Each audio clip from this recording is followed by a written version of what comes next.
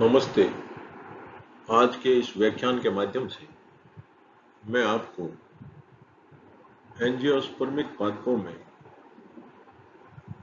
पुष्प विन्यास को समझाने का प्रयास करूंगा। जैसा कि आप जानते हैं, पुष्प रूपांतरित प्रो है और ये पौधे में एक विशेष प्रकार के विन्यास के द्वारा विन्यासित होते हैं। जैसे कई पादप ऐसे हैं जिनमें केवल एक ही पुष्प का निर्माण होता है। वो या तो पत्ती के कक्ष में होता है या टर्मिनल होता है। अगर पत्ती के कक्ष में पुष्प का निर्माण होता है तो वो सोलिटरी, एक्सिलरी और एकल कक्षस्थ प्रकार का पुष्प कहलाता है। और रोह के शीर्ष पे अगर पुष्प का निर्माण होता है तो वो सोलिटरी, टर्मिनल और एकल शीर्षस्थ कहलाता है। एकल कक्षस्थ प्रकार का जो पुष्प है वो एबिट्यूलोन और हिबिस्कस रोजा साइनेंसिस में पाया जाता है और सोलिटरी टर्मिनल यानी एकल शीर्षस्थ है वो पेपेवर में पाया जाता है।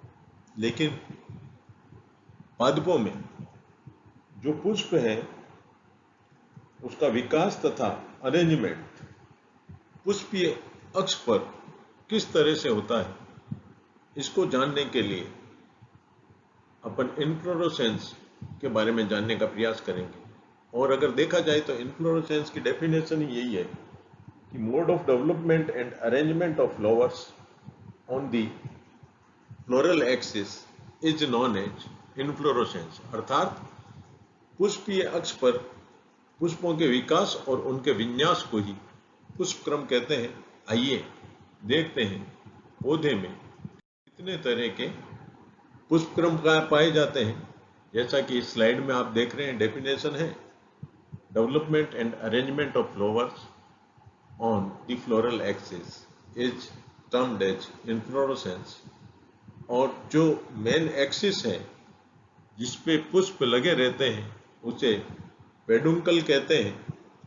और जिस स्टॉक के द्वारा या जिस वृंत के द्वारा पुष्प जुड़े रहते हैं मुख्य अक्ष से वो पेडिसल कहलाती है।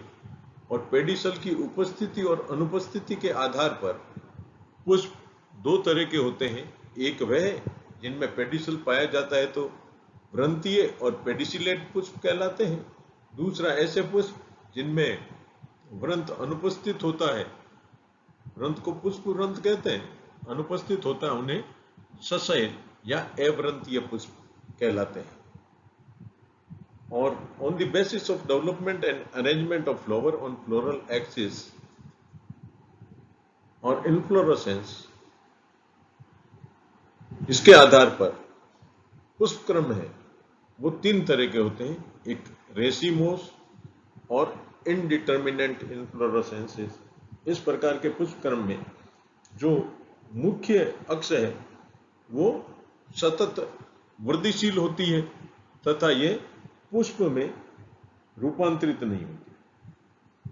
साइमोज और डिटर्मिनेंट इन्फ्लोरेसेंसेस, इस प्रकार के पुष्प क्रम में जो मुख्य अक्ष है वो पुष्प में रूपांतरित हो जाती है और पुष्प में रूपांतरित होने के पश्चात उसकी वृद्धि रुक जाती है। और तीसरे हैं स्पेशल टाइप ऑफ इन्फ्लोरेसेंस और विशिष्ट प्रकार के पुष्प क्रम। ऐसे पुष्प क्रम जिनमें ये दोनों ही प्रकार के पुष्प क्रम नहीं पाए जाते, एक विशिष्ट प्रकार की संरचना लिए ये पुष्प क्रम होते हैं। इस तरह इन्हें स्पेशल टाइप ऑफ इन्फ्लोरेसेंस कहा गया है। आज के इस व्याख्यान के माध्यम से मैं साइमोज प्रकार के पुष्प क्रम को समझाने का प्रयास करूंगा। साइमोज और डिटर्मिनेंट टाइप ऑफ पुष्प क्रम, इस प्रकार के पुष्प क्रम में मुख्य अक्ष की जो ग्रोथ है पुष्प के निर्माण के तुरंत पश्चात रुक जाती है और इससे पार्श्व से तुरंत नई शाखा का निर्माण होता है और उन शाखा पे भी जो ही पुष्प बनते हैं उनकी वृद्धि भी रुक जाती है। इसके आधार पर इस पुष्प क्रम को साइमोज और डिटर्मिनेंट प्रकार का पुष्प क्रम कहते हैं।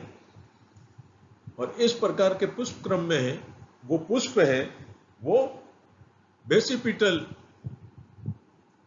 क्रम में लगे रहते हैं। बेसिपिटल अर्थात जो सबसे पुराना पुष्प है वो सबसे ऊपर रहेगा और उसके नीचे उससे युवा, उससे नीचे उसके, तो जो नए पुष्प है वो मुख्य पुष्प जो पहला पुष्प लगता है उसके नीचे से निकलते हैं। इस तरह का जो पुष्प विन्यास है वो बेसिपिटल मैनर के पुष्प क्रम लगे रहते हैं या बेसिपिटल सक्सेशन में पुष्प लगे रहते हैं। और इस प्रकार के पुष्प क्रम में जो फ्लोर की ओपनिंग होती है वो सेंट्रीफ्यूगल होती है, यानी केंद्र में सबसे मैच्योर पुष्प होता है और वो सबसे पहले खिलता है। तो इस तरह का जो पुष्प का खिलना है वो सेंट्रीफ्यूगल प्रकार का पुष्प क्रम खिलना कहलाता है। और ये साइमोज प्रकार के जो पुष्प क्रम है वो 3 तरह के होते हैं। एक यूनिपेरस और मोनोकेजियल, जिसे हिंदी में एक लाक्षी साइम भी कहते हैं, ये 2 तरह का होता है। एक स्कॉर्पियोइड साइम, जैसा कि चित्र 1 में बताया गया है, स्कॉर्पियोइड साइम है, इसमें यूनिपेरस साइम भी इसे कहते हैं। इसमें पुष्प है वो ऑपोजिट लेटरल साइड में ब्रांचिंग होती है, एक दूसरे के सामने अल्टरनेट साइड में जिगजैग मैनर में होती है। जैसे ये जिगजैग मैनर चित्र में दिखाया गया है। सबसे ओल्डेस्ट फ्लोर है वो 1 नंबर पे है, 2 पे उससे जस्ट बाद में निकलने वाला, 3 में 2 के बाद में निकलने वाला और 4 पे 3 के बाद में निकलने वाला। तो 4 सबसे युवा और नया पुष्प है, 1 सबसे पुराना पुष्प है। और ये जिगजैग मैनर में लगे हुए होने के कारण इस तरह का पुष्प क्रम है वो स्कॉर्पियोइड साइम कहलाता है। दूसरा हेलिकोइड साइम, जिसमें पुष्प एक ही तरफ निकलते हैं और एक ये हेलिक्स के जैसी संरचना का निर्माण करते हैं। इस तरह का पुष्पकरण है वो बिगोनिया में पाया जाता है। और जो स्कॉर्पियोइड साइम है वो हिलियोट्रोपियम में भी पाया जाता है। हिलियोट्रोपियम में हेलिकोइड साइम भी पाया जाता है और बिगोनिया में भी पाया जाता है। ये एक लाक्षी और यूनिपेरस साइमोज प्रकार के पुष्पक्रम के प्रकार है। दूसरा है बाईपेरस और डाइकेजियल साइम। इस तरह के पुष्पक्रम में